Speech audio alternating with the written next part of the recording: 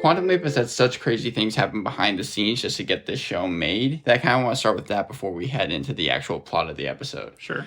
So I think it was like 2020, Scott Bakula, he teased the fact that the show was going to be rebooted. Mm-hmm. They got Donald P. Bellisario. He was, I think, the original director for the series, as well as the original producer and writer, Deborah Pratt, to make the pilot for this. So what happened was they made the pilot, and then NBC saw it, and they greenlit it, and then they wrote 2 episodes afterwards, and they made 3 episodes, and what happened was they decided to kind of scrap it almost. To shelve it or scrap it? Well, what happened was they changed the showrunner. They took the pilot that Donald P. Bellisario made. Mm-hmm. I think that's the only episode that he worked on, and they decided to save that for later. And then what they decided to do was they decided to kind of reshoot the pilot, rewrite it. Thor Freudenthal, who is someone who has worked on a ton of kids' movies. It was weird. He's worked on like Hotel for Dogs, Diary of the Wimpy Kid, even doing things like The Expanse, Quantico, The Tick, La Brea, Supergirl, The Flash. Like I said, all across the board, they decided to give it to him. He rewrote the pilot, and that's what you saw. But I think the big question that... So they got rid of all the first 3 episodes that you were talking about originally made. They didn't keep any of that. Well, I think that they kept the pilot. You just said they reshot the pilot. They reshot the pilot, but they kept the pilot that Donald P. Bellisario made, yes. And they decided to save that for a later episode. Oh, so they're still going to use... Yes, they're going to write around it to a point where they can still use I think it's going to be episode 3. Weird. So is there going to be an age difference? Like, are you going to be able to tell the characters are significantly younger? I mean, maybe, but I think they shot around the same time. Raymond Lee said that the episode that Donald P. Bellisario made was his favorite that they shot. It has something to do with wrestling. I think that's a callback to the original series. But the big question that everyone keeps asking is Scott Bakula going to return? And I'll leave that as a cliffhanger because I do want to hear... And so will I, because I know the answer. Well, yeah, but here, just jump into the episode. You don't believe me. This may have spoilers for Spider-Man No Way Home, just giving you that heads up. Quantum Leap, the pilot here, it's called July 13th, 1985, which is not when the original show came out. The original show came out in like 1989, and it actually took place, I think, in 1995. Like, it took place in the near future for them. Right, ran 5 seasons, 1989 to 1993. Mm-hmm. So here's the establishing facts they lay down for you in the new pilot. In 1995, Dr. Sam Beckett vanished. That was Scott Bakula's character. He threw himself into an accelerator, and he did that because he had had a bunch of government funding that he was going to use to time travel, but then the bills started coming due and the government was like, hey, where's the research going? We don't see any results. And he's like, well, I'm just going to go back in. And so then he disappeared, right? Right. Threw himself in the machine, was never seen again. And we know what happened as the audience of the first series, I guess. I only ever saw 1 episode, but I think it was the highest rated one of all time. And but then in present day now, 2022, it's a new governmental task force that's been assigned a bunch of scientists to research his old Dr. Sam Beckett's old research to perfect time travel. Right. Okay. So then we meet our leads, starting with Dr. Ben Song. He is celebrating his engagement to Addison Augustine, who I also assume is a doctor. I assume they're all doctors. Yeah. All their friends are at the engagement party, which conveniently, they're all the people from the task force. So your only friends are your work friends, apparently. Yeah. And so we meet Ian, the programmer, Jen, the security lady, Magic, who is the boss. Right. So I just want to say, because you mentioned everyone, kind of that's the big role in this. Do you recognize where Raymond Lee is from? Raymond Lee looks like the equivalent of Randall Park. I think that they could play brothers in something if they wanted to, but... No, he was in Top Gun Maverick, Kevin Can Fuck Himself, Made for Love, and same as the writers and directors for this, it seems like acting is all over the map. You have Addison Augustine, played by Caitlin Bassett. This is her first acting role. Ernie Hudson, who plays Herbert Magic Williams, he was in the original Ghostbusters. And then you have Mason Alexander Park as Ian, who was in Cowboy Bebop and The Sandman, both shows that we've done for this podcast, but wasn't in any episodes that we've seen of it. So. Well, I'll tell you now, the acting's not much to write home about, mostly because it's all pilot script. And so there's not much to actually act through. It's a lot of exposition, and also people are just getting to know their characters. So I'm not going to judge too harshly, but it was meh at best. Okay. Then we've got Lizzo playing in the background for this really it just to drive in the point for us that we're in 2022. Yeah. Also, Lizzo was playing in that Bad Sisters show that we did. Yes. So honestly, like, she's just popping up everywhere. She's going to be in everything for else. the next, like, 5 years, and then it's just going to disappear. And then when there's a time travel show coming back to now, it's always going to be represented with Lizzo songs. I'm not kidding. It's one of my cons. Not the Lizzo part, but for how they represent the 80s in this, like, cliched manner. Right, I've heard about that, yeah. It's not just this show. Every show does it. But yeah, so Dr. Ben, that's our main character. He makes this mushy toast comparing his love to Addison and his relationship to her as these quantum entanglement thing where, like, two particles that are so closely tied together become one. And it's just like, ugh. At that point, I am zoning out within the first 5-10 minutes of the series. Oh. It is weak, it's syrupy, it's cheesy, it's sappy, and it's starting to drag. And in the first 5 to 10 minutes, it's starting to drag. I don't want to see an engagement party where everyone's just kissing up to one another. But then they concentrate on Dr. Ben Song's face as he's looking at his to-be wife. And it turns sort of misty-eyed because he loves her. And then it turns regretful. And then you're like, okay, he gets a text and he has to go. And the next thing we know, he snuck off to jump into the past using the prototype accelerator. So he is about to get married, and instead of going through with that, he decided, I'm out of here, and he goes into the past. Did he, like, get, like, a second, like, thought or something like that? No, it's where he gets this text that's like, we need to do this now. So clearly it had been, like, forethought, pre-thought. It was premeditated. So then the show really begins. I think this is sort of where we're going to mostly see the week-by-week episodes, because Ben wakes up in a different person's body. Right, so this is it's not going to have a story arc, is what you're saying. It just seems like this is going to be... Oh, it'll have a story arc. It'll just be on the side. Okay. Until it comes down to, like, the finales. And that's kind of what the original show was like as well. That doesn't surprise me at all. Ben is in this truck driver. Wait, it's not a truck driver. It's actually a getaway driver. Think Baby Driver, right? Getaway driver, okay. Yeah, except this guy's, like, normal aged for a getaway driver. And his name is Nick. And it is now July 13th, 1985. And how do we know this? Because Bowie's playing on the radio. We see The Goonies is playing in the theaters. St. Elmo's Fire is playing in the theaters. There's people with cassettes. There's people waiting outside telephone booths. And there's Live Aid posters on the walls. Oh, wow. Yeah, they just wanted to throw everything. Yeah, okay. Yeah, Live Aid's the 80s. No, I was thinking about the Queen's, like, Live Aid that they did. I think that was 1983, though. But yeah. Okay. So, well, I don't think it matters. That's the thing with these type of shows. It's like, it's the 80s. Just throw it in there. I don't care if it's 2 years old. I saw it was, like, kind of inaccurate how they showed Philadelphia back in, 1980s. But okay. So anyways, then Ryan is this guy who's sitting next to him, which is apparently his friend. He's the dude in the passenger seat, and he tells Nick, I'm ready. And he's going in, and he puts on a ski mask, like one that you would commit a robbery with, and he runs in, and it's broad daylight. So you'd think, like, he would have waited with the ski mask to go into where he's going. Like, maybe he's afraid of security cameras, but it's the 80s, so I don't know how many outdoor security cameras there would have even been. Yeah.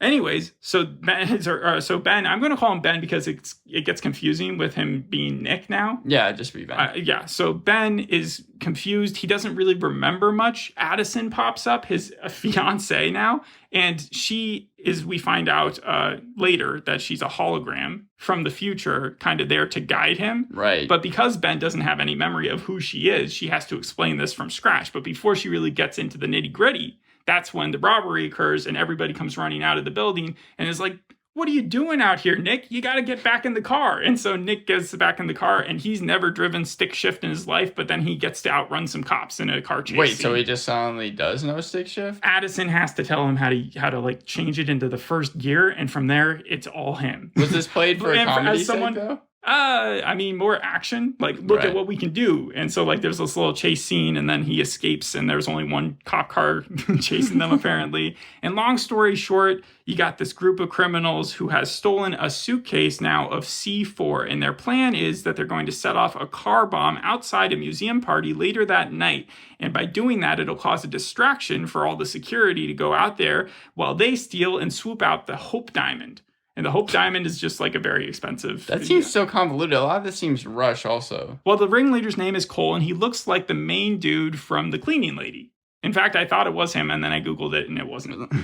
But the real focus of attention is Ryan, because Ryan, as the best friend, has to be redeemed for his part in the robbery for Nick to have to help him. Because the whole point of the original show, as Addison put it, was that Sam Beckett would have to put right what once went wrong in order to jump into the next body. And their plan from the future is to have him jump again back into his original form at home so that they can bring him home. They don't know why he left. He doesn't know why he left because he has amnesia, and they're trying to figure that out. But anyway, so him and Ryan are talking to one another, and we find out that Ryan's had everything in his life go wrong lately. His wife is sick. He has no insurance. He's broke. The banks are foreclosing on his restaurant. He has a young daughter. You name it, they threw the whole kitchen sink in. Right. So Ryan and Nick have this long discussion, and it's like, you should really just not do this because it's a crime.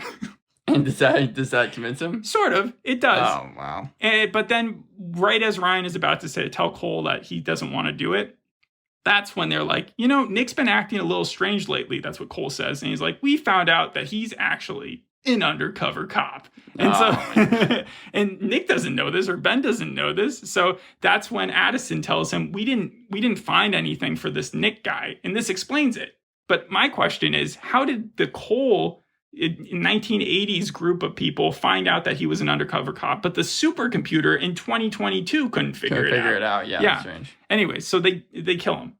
They kill him? No, but that's what they really should have done. Like, this guy knows everything. So instead of killing him, they decide to do the next best thing, which is incapacitate him.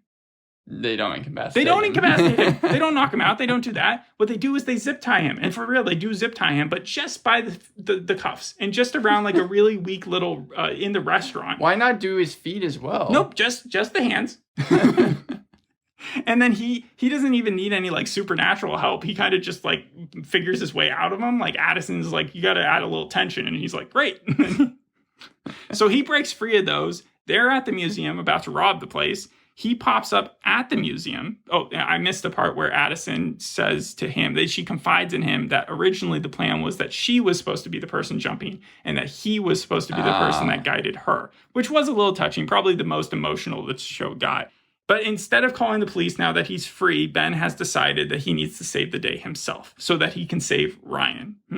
So he goes to the museum, somehow gets into the party with everyone else, and then he knocks out one of the baddies, and then he decides to dance with another one. And so when he's dancing with that other baddie, who is at this point very confused and trying to figure out why he is not calling in the authorities to like arrest them, he then starts to monologue, like villains monologue. Oh, no. Yeah, but this is the good guy monologuing until he realizes that he fucked up because he says something like, I know the future. And she says, future this. And she pulls out a gun and like shoots it in the air, which did not happen, apparently, in the original timeline. So he knows he fucked up. He has to go outside and toss the bomb in the car down a sewer, which then explodes. Reminded me a little bit of Chuck. This just seems ridiculous. This really does just seem ridiculous. But then all the bad guys get arrested and Ryan is saved. Apparently all the townspeople are so impressed by the fact that he turned in these bad guys that they don't even really get him in trouble at all. And that's where the show ends. And Ben jumps.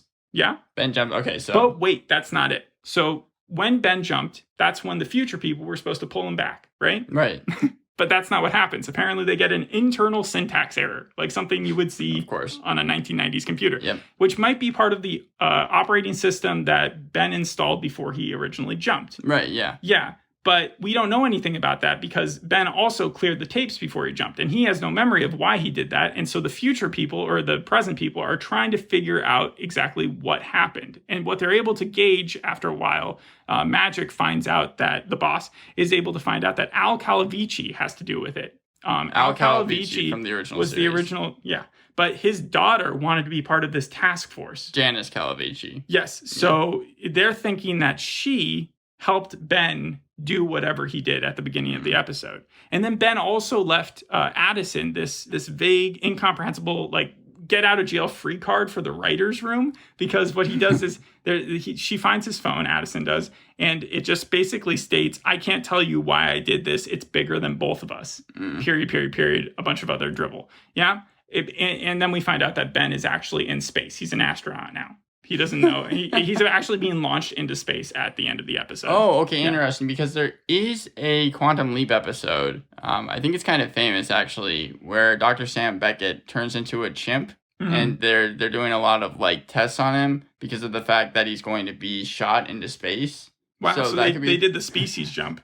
Yeah, I don't think they did that too often though. Yeah, I think it only happened a couple times in the show, but I think it was like season 4, so that might be a connection to that. I don't know, but is that where the episode ends? that is sort of where the episode ends, and I have my theories about it. I also have my pros and cons, and I have my connections to other shows that I have. So whatever you want to get into first. Also, I know you probably have some more production notes. I have actually a game. This is based on the original series. Sure. 4 episodes that could have happened. There's one that's a lie. So 3 of these episodes did happen. 1 of these didn't happen. In Season 2, Episode 8, October 14th, 1964 is when it takes place, Sam leaps into the body of a young man with an intellectual disability, and he makes it his mission to keep his alter ego out of a mental institution. That could have been one of the episodes. The next one was one that takes place in Season 3. Sam jumps into a divorced mother of 3. That's all it is. And then the third one is Egghead, that's the name of the episode, taking place April 25th, 1965. Sam jumps into This one's fake. Huh? Sam jumps into a popular college athlete's body and finds his double had a roommate, has dealings with gangsters. And then the fourth one is the Season 3 finale. Sam leaps into the body of an electroshock therapy patient, making him channel past alter egos. Bakula won a Golden Globe for this, and some see it as his best work that he's ever done. Ooh, it's either that one or the previous one. But you're saying one is fake, right? Yeah, one of these is fake. Okay, I'll go with number 3 and then number 4 if not that. Number 3 was the fake one. That was an Egghead. Episode of Sliders. Yeah, Egghead. I was wondering if, because of the lack of detail that I had in the second option, if that was going to get you. It reminded me, the second option reminded me so much of the Star Trek one where Kirk, like the finale, I think, of Star Trek, where Kirk was transported into like a hysterical woman and the hysterical woman was transported into his brain. And then there was like people did not like that episode. Right. Yeah, no, I remember. Yeah. So go into your pros and cons. My pros and cons. All right. So for my pros, it got a lot done. The present storyline, I didn't even go into much because it kept flipping back to it and trying to give our characters more depth. Mm-hmm. The Ian and the Jen and stuff. Right. But it was so cheesy. It was just the most simple, inane like stuff. So it really doesn't need anything other than these guys are like a family to one another. Right. In that way, it's like the Lazarus Project, because in that, the people who are tasked with having to go back and change time are all sort of connected and have like a really strong bond. And that's what makes the betrayals that happen in that show so strong and cool. Mm-hmm. This, I don't see it being that good, though. Like, Lazarus Project is definitely going to be the better time travel show to come out in the last year. The second pro I have is they didn't omit the first show. So they could have just pretended like Scott Bakula didn't exist. Right. Yeah? Or just like rebooted completely and just like this was a new version, like named him the same thing and stuff. Mm-hmm. But they didn't do that. I'm happy about that. Third pro is that it's a weird Back to the Future connection. So like in the first movie, I think he jumps back to like 1956, like mid 50s. And the present timeline for him is 1985. And in this, I think the first episode of the original series had the guy in like it jumped back to 1955, 1956 as well. Right. And in this one, in this episode, he jumps back to 1985. Yeah. So like the years are matching. And so I don't know if that was on purpose, but I think it was. Yeah. I don't know. And then the last one was that it leans into the science more than the original. So the first one, it was campy, you know? Obviously, yeah. Yeah, and so I give the show a break for that because it wants to have a little bit of that in it as well. But at least it also tries to teach us something. Not real science at all, but like at least it tries to give us a basis for what we're watching so that we feel more invested, I guess. Right, and just talking about the campiness of the original, I know TV Guide, I think in 2004 and 2007, rated the original Quantum Leap like number 14 and number 19 in terms of the top 20 cult TV shows. So yeah, no, that makes sense. My cons are here, though. It feels like it lacks energy. Again, it has a lot going on, but it feels like those are just going through the motions of what it needs to do. Mm-hmm. It felt very pilot-y in that way. The present storyline felt unnecessary. I kind of just said that. Mm-hmm. And the plot holes that I will mostly omit, but like the zip tie thing, learning stick shift in 2 seconds, the supercomputer not realizing that this guy's an undercover cop when the bad guys can do it in like, I don't know, less than an hour. That stuff kind of bugs you. Again, the guy directed La Brea, which had, if you remember, I said so many plot holes. So, I mean, I can forgive it for that. And then the first thing I brought up was that the basic staples of different decades. I'm so tired of seeing shows strip down and commercialize our past in like the most basic few traits, and I hate to see it happen because it feels like it's dumbing it down. Yeah. And it's strange. It's not cute. It would be cute if they only did it for like every once in a while, but like every show does it the same way. Oh, we're going back to the 70s. get out those wigs. We're going to all have poofy hair. Disco ball. Yeah, and a disco ball. It's just, yeah. So I'm tired of that thing, and that's another con. I would overall not pass the show. I would give it a 5. Okay, yeah, 5? on a bell curve. So on average, this isn't at all better than any other show that we watch, but it's not like way worse or anything. Yeah, I mean, reviews have kind of been mixed as a 50% on Rotten Tomatoes, 51% audience I got it score, right on the head. 4.9 on IMDb. Wow. So, I was debating about a 6. I'm so happy I went with a 5. I couldn't pass it because I can't recommend it. Yeah, IndieWire said, it gave a middle interview. They said, at least at its start, the show is built on a comforting kind of diet danger that ensures Ben makes it through to next week relatively unscathed. The Hollywood Reporter talked about how this show needs Scott Bakula to at least make a cameo and be in a lot of the first season finale. Oh, can I mention that? Because I do have one theory about the show. They labeled it as clunky, yeah, but go ahead. So Ben left his party, right? Yes. The one at the beginning. He installed that new operating system in the machine. He wiped the cameras. He had that text exchange, and then he left. Yeah? Yeah. But when he left, he gave that like teary-eyed moment with Addison. The same moment that you see in Tom Holland's face when he's about to sacrifice the memory of Spider-Man or himself to his friends. Right. Yeah? So he's about to sacrifice himself, like he said in his video, to the greater good. Right. Now, what I think happened is I think Scott Bakula's character, the one, Sam Beckett, yes. yeah, that he kept jumping and that he jumped into someone in modern day. Okay. I know that he can't jump. I don't think he can jump into the future, or I don't remember if he could jump in the future. But now that we're up to modern day, he might be able to have jumped into someone in modern day and contacted Ben or what's Al's daughter? Yeah, Janice. And that way they had talked to each other. And Sam was the one who gave them the new code. That's my thinking, is that the only way they could have reprogrammed the machine is if Sam helped him. And then, so like, that's what Ben can't remember now either, is why he tried to help. But like in the end, by the end of the season or the end of the series, it's going to not only bring back Ben, but it's also going to bring back Sam. Because I think that they didn't actually close off the series that way in the original. Well, yeah, no. So in the original, he doesn't. It's called Mirror Image. He doesn't make it back. He doesn't make it back, but he's not lost forever, is he? But yeah, okay. No, I think he's continually jumping. Here's the situation, though. It comes down to, again, the big question is, will Scott Bakula come back? And there is a whole lot of information, so I'll try to kind of make it. Yeah, but the answer is yes, he will. No, he will, 100%. No, because what's the show that he's on right now? Is that CBS or NBC? That was, you're talking about the New Orleans show? The yes. NCIS New Orleans. First off, that ended. It did. But that came, but I think that was NBC. Exactly. So he's on contract. He has to appear in the show. Because he's been trying to get NBC done, and he's been trying to get Quantum Leap back for himself. Yes, he wanted to be the main character, and he had Dean Stockwell on board before Dean Stockwell sadly passed, and Donald B. Belisario on board, and they were all going to do it, but then NBC just ended. There was like a lot of talk between them, and it just never got done. And what happened was that you're too old. They talked to him, and they did have discussions about him returning for this show. Yeah. But he came out on Instagram being like, I have absolutely nothing to do with this show. Like, I have nothing for it. And the reason for that is because this was getting so much backlash because Scott Bakula was not on the show that he had to come out with a formal letter being like, I have no connection for the show, but I'm excited to watch it, kind of doing all that thing. A lot of people said NBC might have had something for it. And My question is, how do you even greenlight it then if you don't have that already set in your contract that you're going to bring back the original guy?